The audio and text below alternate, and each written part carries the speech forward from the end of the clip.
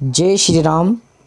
नमस्कार प्यारे मित्रों, आज हम सूर्यकांत त्रिपाठी निराला जी की जो रचनाएं हैं उन रचनाओं पर बात करने वाले हैं।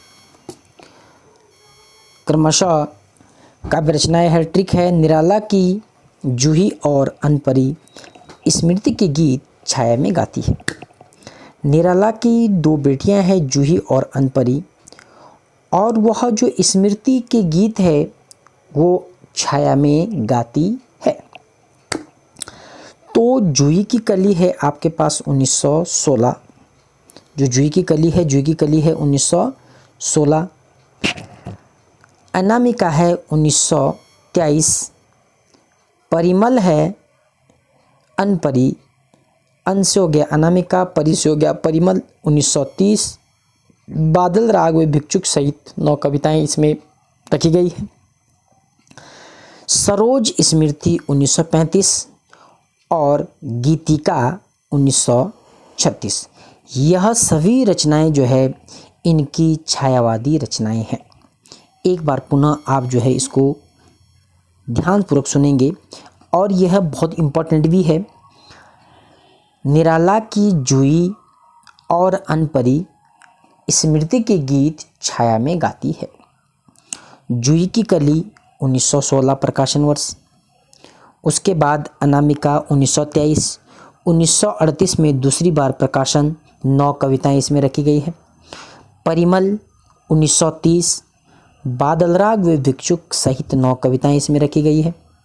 सरोज स्मृति 1935, गीतिका 1936, ये इसमें जो है रखी गई है।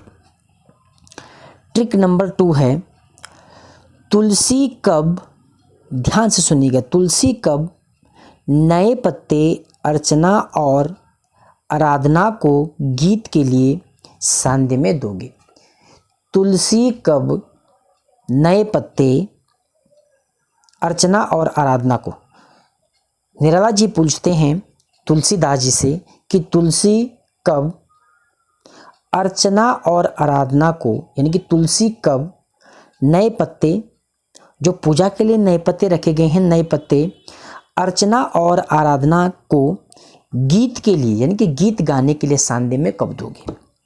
आप इसको जो है थोड़ा इस प्रकार से कहानी के रूप में आप इसको याद रख सकते हैं कि निराला जी कह रहे हैं तुलसीदास जी से कि तुलसी कब नए पत्ते अर्चना और आराधना, जो 2 लड़कियां हैं अर्चना और आराधना, उनको गीत के लिए सांध्य में कब दोगे।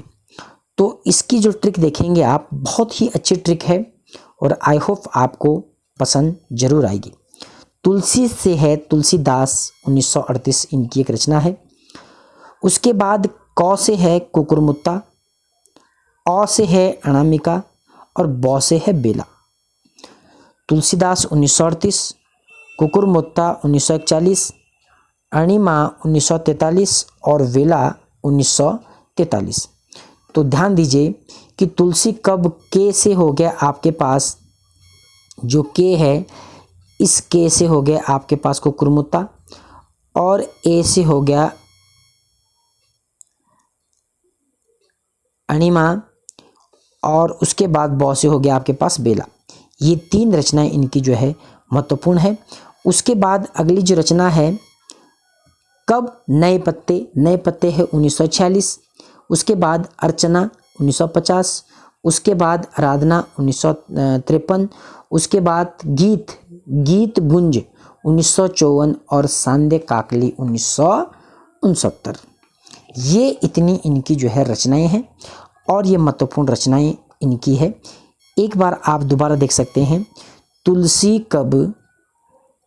कब नए पत्ते अर्चना और आराधना को गीत के लिए सांध्य में दोगे। तो तुलसी से तुलसीदास है जो कि आपके पास 1938 है। उसके बाद के से आपके पास क्या है, कुकुरमुत्ता है। के से आपके पास क्या है, कुकुरमुत्ता है 1941।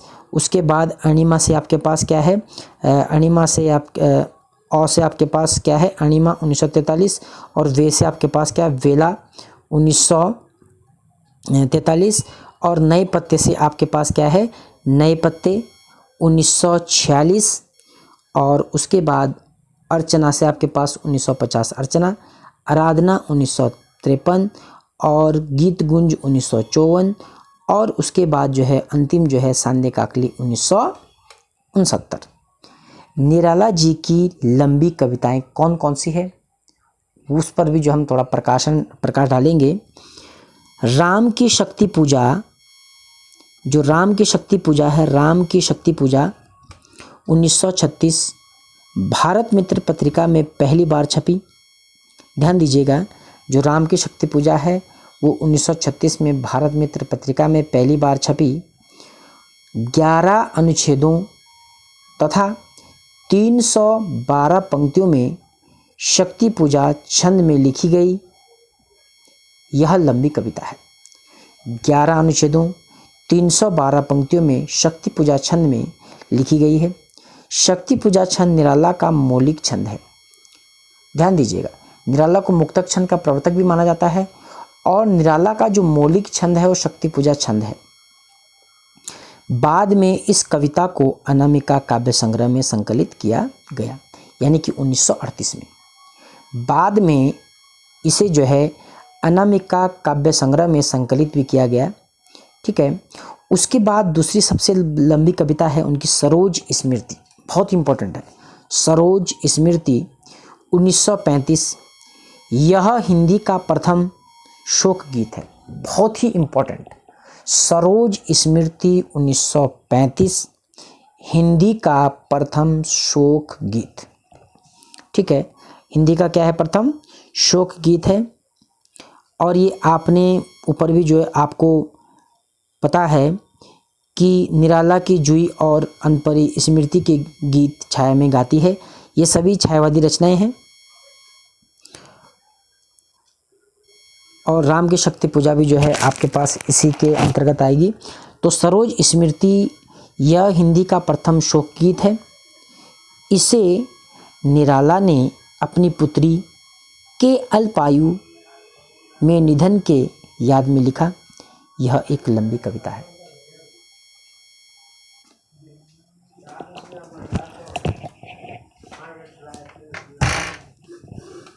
जिस समय इनकी जो पुत्री थी उस पुत्री का निधन हो गया, जो कि बहुत ही अल्पायु में थी, और उसकी याद में निराला जी के द्वारा यह कृति लिखी गई, जो कि एक लंबी कविता है।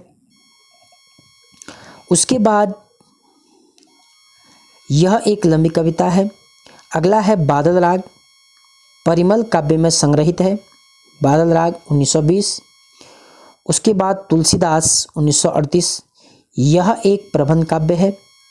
तुलसीदास का अपनी पत्नी पर अत्यधिक प्रेम की कहानी को व्यक्त करता है, यानी कि जो तुलसीदास है, तुलसीदास में जो है उन्होंने अपनी पत्नी पर जो अत्यधिक प्रेम का उल्लेख इसमें किया गया है।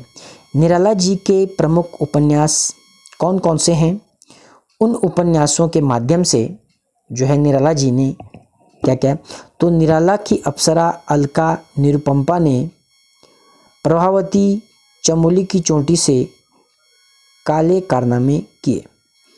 तो पहला है उनका अप्सरा 1931, वेश्यावृत्ति की समस्याओं को उजागर किया। जो अप्सरा है, अप्सरा उपन्यास के माध्यम से इन्होंने वेश्यावृत्ति की समस्याओं को उजागर किया।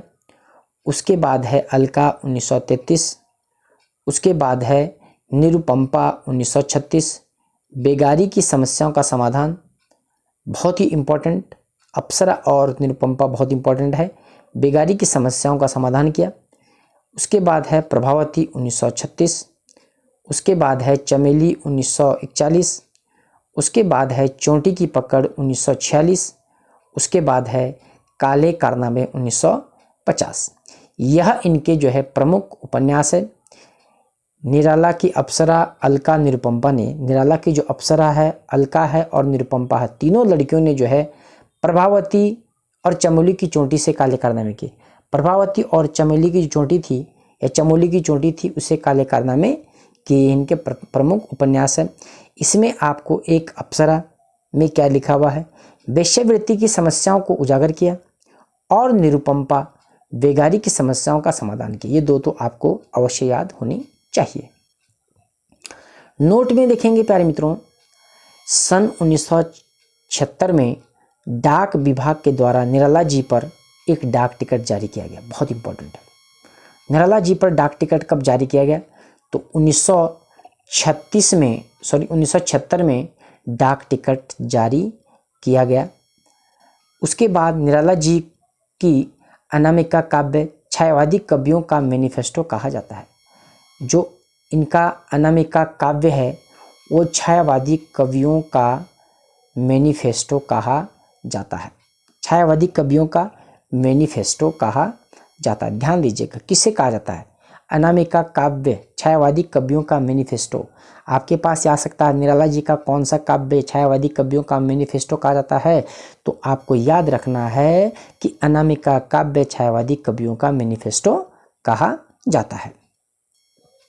अगला प्रश्न है, निराला जी की रचनाओं में खड़ी बोली का प्रभाव है।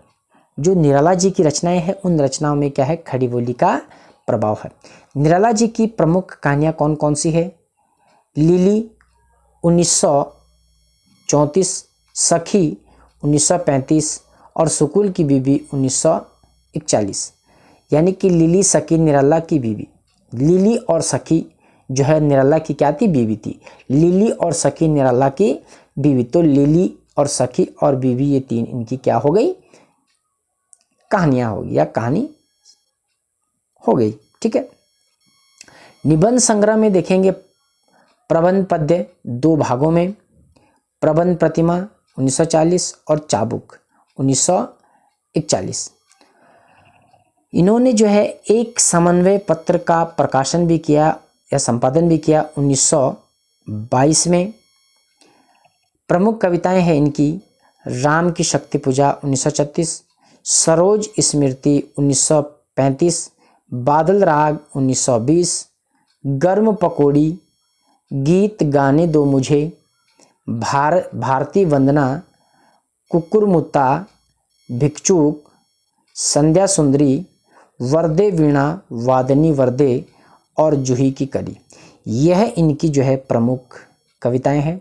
राम की शक्ति पूजा सबसे लंबी कविता, सरोज स्मृति सबसे लंबी कविता और बादल राग वेरी वेरी इंपॉर्टेंट कविता, कुकुरमुत्ता बहुत इंपॉर्टेंट कविता, भिक्षुक बहुत इंपॉर्टेंट कविता और जूही की कली बहुत इंपॉर्टेंट कविता, वर्दे वीणा वादनी वर्दे बहुत ही महत्वपूर्ण कविताएं हैं। तो प्यारे मित्रों, निराला जी पर ये भाग 2 यहीं पर समाप्त होता है। अगर इस पर जो है कुछ चीज़ें छूट गई हो तो आप अन्य सोर्सों के माध्यम से भी निराला जी से संबंधित चीज़ों का संग्रह कर सकते हैं। कोशिश ये करी है मैंने कि इसी में जो है आपको सब चीज़ दिया गया है और परीक्षाओं में अगर पूछा जाए तो इसे बाहर नहीं पूछा जाएगा। जय हिंद, जय उत्तराखंड।